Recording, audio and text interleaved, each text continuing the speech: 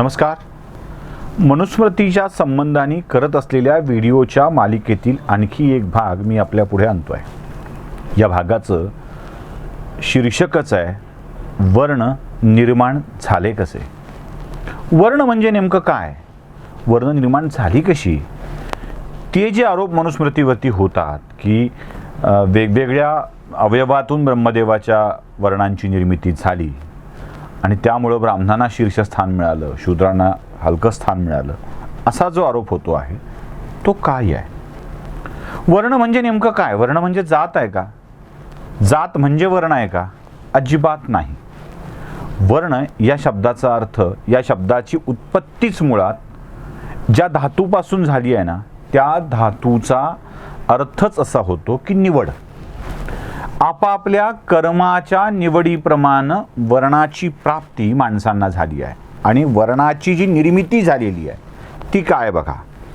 मनुस्मृतीमध्ये वर्णाची निर्मिती ही कामासाठी झालेली आहे, जन्मासाठी नाही. सगळ्यात मोठी गोष्ट तुम्हाला एक बघायला हवी की मनुस्मृतीच्या निर्मितीच्या वेळी ही वर्णव्यवस्था, ही जाती व्यवस्था अस्तित्वात होती का, हा पहिला प्रश्न आहे. मी यासाठी विचारतोय की जरा आपण लोकसंख्येचा विचार करू. आज आपण भारतामध्ये 136 कोटी 130 कोटी आहोत. स्वातंत्र्यप्राप्तीच्या आधी म्हणजे ब्रिटिश साम्राज्याच्या काळामध्ये देशाची लोकसंख्या 30 ते 35 कोटी होती. ब्रिटिश ज्यावेळी देशामध्ये आले त्यावेळी या देशाची लोकसंख्या 15 ते 16 कोटी असेल. ब्रिटिश साम्राज्याच्या आधी जेवढे लोक होऊन गेले त्याच्या आधी ही लोकसंख्या जेमतेम 7-8 कोटीपर्यंत होईल. असंच तेवढा काळ काहीशे वर्ष आपण मागे गेलो तर अत्यंत अल्प अशी लोकसंख्या असेल. त्यामुळं या अल्प लोकसंख्येत सगळी माणसं वेगवेगळी कामं करून जगत होती, जातीच्या आधारावर नव्हे. म्हणजे ब्रिटिश कालखंडात आपण अगदी मागं जात राहिलो, 600-700 शतकात जरी गेलो, जिथून आपल्याला जातीचा उल्लेख आणि संदर्भ आढळतो, त्याच्या आधी जर विचार केला तर असे संदर्भ कामाच्या आधारावर आढळतील, जातीच्या आधारावर नाही. खूप काळ आपण मागे गेलो आणि आता इथं आलो तर आताच्या काळामध्ये तुम्हाला काय वर्गवारी कशी दिसेल. आता ही प्रशासनामध्ये म्हणजे कामासाठी कर्मचाऱ्यांच्या बाबतीमध्ये वर्ग 1, वर्ग 2, वर्ग 3, वर्ग 4 असे कर्मचारी आढळतात. Class 1, class 2, class 3, class 4. Class 2 मध्ये राजपत्रित आले. क्लास 1 मध्ये नुसते क्लास 1 आणि सुपर क्लास 1 आले. म्हणजे IAS, IPS, IRS, IFS असे घेणारे सुपर क्लास 1 आले. सुपर क्लास 1 हा वेगळा प्रकार झाला. वर्ग 2 मध्ये राजपत्रित, अराजपत्रित असे वर्ग 2 मध्ये आले आणि वर्ग 3, वर्ग 4 असे कर्मचारी आले. म्हणजे कलेक्टर किंवा तत्सम दर्जाचा अधिकारी हा कोणत्याही जातीचा असू शकतो. शिपाई देशपांडेही असू शकतो, जोशीही असू शकतो, कांबळेही असू शकतो, पाटीलही असू शकतो, देशमुखही असू शकतो. जात कोणतीही असो, प्रशासनातल्या कर्मचाऱ्यांची जी वर्गवारी ठरली आहे तीच वर्गवारी जुन्या काळामध्ये वर्णवारी होती. म्हणजे वर्ण त्या प्रमाणात ठरलेले होते.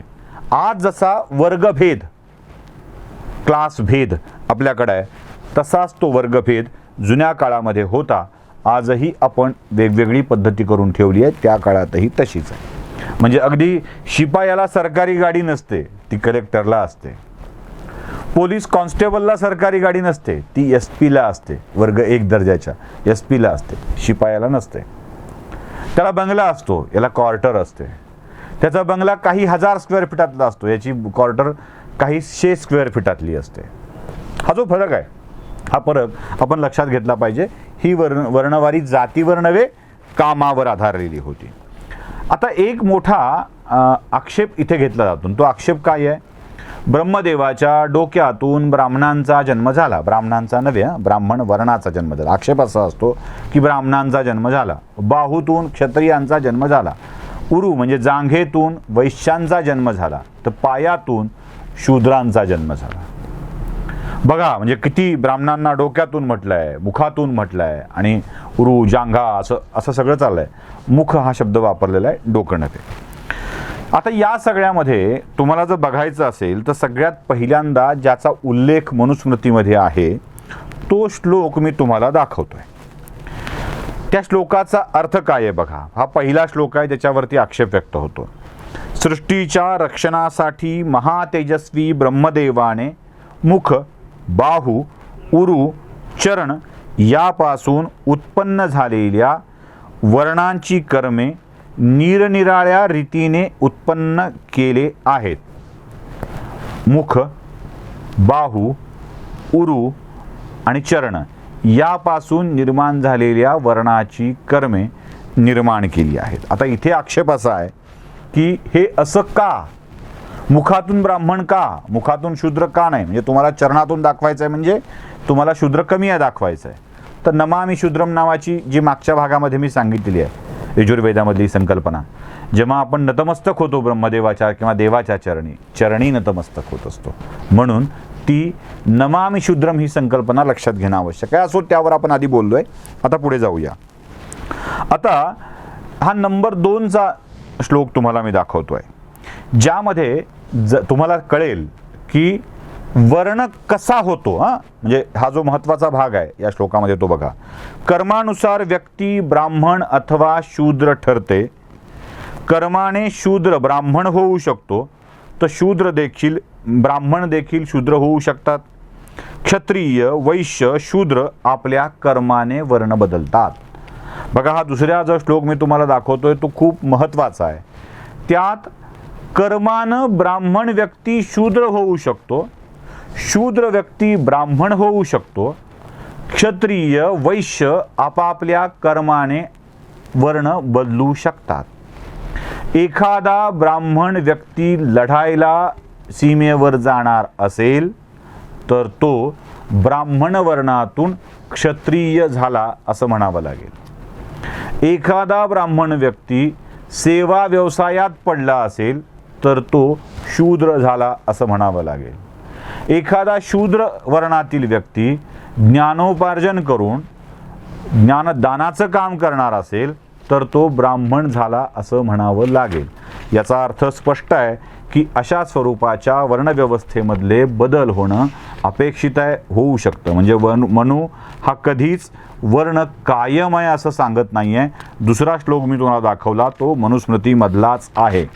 आता तुम्हाला मी आणखी एक श्लोक दाखवणार आहे ज्या श्लोकाचं महत्त्व खूप आहे, आणि त्यात मनू काय म्हणतोय बघा. हा नंबर 3चा श्लोक तुम्हाला दाखवतोय. मनू जे म्हणतोय ते कुठल्या श्लोकाच्या आधारे म्हणतोय ते नीट बघा. हा यजुर्वेदामधला श्लोक आहे. नमामि शूद्रमची संकल्पना ज्या यजुर्वेदात सांगितलेली आहे त्या यजुर्वेदामधला हा श्लोक आहे. त्यात स्पष्टपणे यजुर्वेद असं म्हणतो की मुखातून ज्ञान मिळते, बाहू संरक्षणाचे काम करतात, जांघा मजबूत तर व्यापार मजबूत. सर्व्हिस इंडस्ट्रीमध्ये पाय महत्त्वाचे असतात बघा, म्हणजे सेवा व्यवसायासाठी चरण आवश्यक आहे. याचा अर्थ काय होतो? मुखातून निर्माण होतो, म्हणजे जो ज्ञान घेतो आणि देतो तो ब्राह्मण असतो, म्हणून मुखातून मिळालेलं ज्ञान घेणारा आणि मुखातून सांगणारा तो ब्राह्मण, जन्मानं नव्हे. बाहू मजबूत असतील तर संरक्षणाचं काम उत्तम पद्धतीनं करता येतं, म्हणून क्षत्रिय बाहूतून. मांडी घालून बसून व्यापारावर बसावं लागतं, मांड मजबूत असावी लागते तर व्यापार चांगला होतो, म्हणून वैश्य उरूतून, जांघातून. तर आजची सर्व्हिस इंडस्ट्री तुमच्या सगळ्यांपर्यंत पोहोचणारी, तिचे पाय महत्त्वाचे असतात, म्हणून शूद्र पायातून. एवढं सरळ सरळ गणित आहे. चला, अजूनही तुम्हाला हे यजुर्वेदामधली गोष्ट पटवण्यासाठी मी तुम्हाला अजून एक दाखवतो. तैत्तिरीय उपनिषदामध्ये एक श्लोक आहे, तो नंबर 4चा श्लोक तुम्हाला मी जो आज दाखवतोय तो खूप महत्त्वाचा आहे, तोही बघा. या श्लोकामध्ये, उपनिषदातल्या श्लोकामध्ये स्पष्टपणे म्हटलेलं आहे, विद्वान वेदशास्त्र संपन्न व्यक्तीला ब्राह्मण हा दर्जा मिळतो. विद्वान आणि वेदशास्त्र संपन्न व्यक्तीला ब्राह्मण हा दर्जा मिळतो. ब्राह्मणाच्या पोटी जन्माला आलेल्या व्यक्तीला ब्राह्मण दर्जा मिळत नाही. जो कर्माने विद्वान होतो त्याला ब्राह्मण हा दर्जा मिळतो, हे तैत्तिरीय उपनिषद सांगतं. उपनिषदात वेदांच्या मध्ये हे स्पष्टपणे कबूल केलेलं आहे आणि त्याचाच आधार घेऊन मनुस्मृती पुढे हे नियम तयार करते आहे. आता तुम्हाला मला पुन्हा महत्त्वाचं सांगायचं आहे, ना मनुस्मृती मनू नावाच्या ब्राह्मणानं निर्माण केली आहे, कारण मनू क्षत्रिय होता. इक्ष्वाकू वंशातला रघुकुळातला राजा आद्य राजा मनू होता, तो क्षत्रिय होता. ना वेद निर्माण करणारे वेदव्यास महर्षी ब्राह्मण होते, ते कर्मानी ब्राह्मण झाले होते, जन्मानी नव्हे. त्यांची आई वेगळंच काम करायची, तसा विचार केला तर ते शूद्र होतात, पण ज्ञान मिळवलं महर्षी झाले. विश्वामित्र क्षत्रिय होते, ज्ञान मिळवलं महर्षी झाले. हा विषय जरा तुम्हाला पुढच्या भागामध्ये, ह्या वर्णबदल वर्णसंकर या विषयात आपण जरा पुढच्या भागामध्ये सविस्तरपणे बोलूया. आता इथे ज्ञानामुळं व्यक्ती मोठा होतो, म्हणजे पंडित महामहोपाध्याय या पदव्या ज्ञानामुळं मिळतात, आणि ते ज्ञानामुळं शक्य आहे, जातीमुळं नाही, जन्मामुळं नाही. आता पुढचा 5वा एक श्लोक तुम्हाला मी दाखवतोय.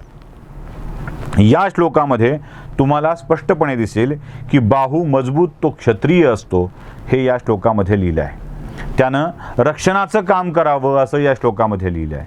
म्हणजे बघा, मुखातून सांगणारा तो ब्राह्मण आणि रक्षणाचं काम करणारा क्षत्रियाची कामं काय आहेत? आपल्या प्रजेचं रक्षण करावं, रयतेचं रक्षण करावं, ही क्षत्रियाची कामं वाटून दिलेली आहेत. त्यामुळे तिथे त्याचे बाहू कसे मजबूत आहेत ते सांगितलेलं आहे. आता आपण जरा पुढे जाऊया. जर एखादा व्यक्ती ब्राह्मण झाला वर्णानं आणि त्याच्या वर्णानुसार त्यानं ब्राह्मणत्व प्राप्त करून तो वागू लागला तर काय स्थिती आहे बघा, त्याला काय बंधन घातलंय बघा. हा मनुस्मृतीमधला श्लोक तुम्हाला मी दाखवतोय, ज्यात स्पष्टपणे लिहिले आहे, आपला प्रभाव पाडण्यासाठी, प्रभाव पाडून अन्न मिळवण्यासाठी कोणत्याही ब्राह्मणाने आपल्या कुळ गोत्राचा वापर करू नये. असं केलं तर तो वांती करून खातोय असा त्याचा अर्थ होईल. बघा, जात सांगून कर्म सांगून, कर्म सांगून नव्हे, जात कुळ गोत्र सांगून कधीच अन्न मिळवू नये असा निर्बंध ब्राह्मणांवरती घातलेले आहेत, मनुस्मृतीनं घातलेले आहेत. आणि तसं केलंच तर ते वांती करून खाल्ल्यासारखं होईल, इतक्या सुस्पष्ट स्वरूपात मनु सांगतोय. आता हे एवढं मनु सांगत असेल तरीही आपण मनु दोषी आहे असं म्हणत असू तर थोडंसं चुकीचं वाटतं. म्हणू योग्य मला सिद्ध करायचं नाही आहे, मनूला दोष देणारे चूक कसे होते हे मला सिद्ध करायचं नाही. पण मनूच्या आडून जेव्हा तुम्ही हिंदू धर्मावरती अटॅक करू लागता तेव्हा आमच्या स्मृती, उपनिषद, वेद यांच्यामध्ये वाईट सांगितलेलं नव्हतं, चांगलंच सांगितलेलं होतं हे सांगण्यासाठी समोर यावं लागतं. त्यासाठीचाच हा प्रामाणिक प्रयत्न आहे.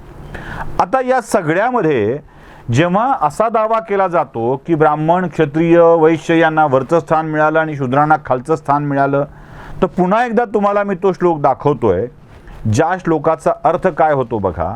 त्या श्लोकात स्पष्टपणे म्हटलेलं आहे, न्यायाने मिळवलेली संपत्ती, अन्यायाने नव्हे, चोरून लुटून डाका टाकून नव्हे, न्यायाने मिळवलेली संपत्ती, नाते संबंध, वय, कर्तृत्व आणि विद्या, म्हणजे संपत्ती आधी, त्याहीपेक्षा महत्त्वाचे नातेसंबंध, त्याहीपेक्षा महत्त्वाचं वय, त्याहीपेक्षा महत्त्वाचं कर्तृत्व आणि त्याहीपेक्षा सर्वाधिक महत्त्वाची विद्या, हेच माणसांच्या मोठेपणाचं कारण आहे. यावरून मोठेपणा दिला जावा. यात कुठेतरी जन्माचा उल्लेख आपल्याला आढळतोय का?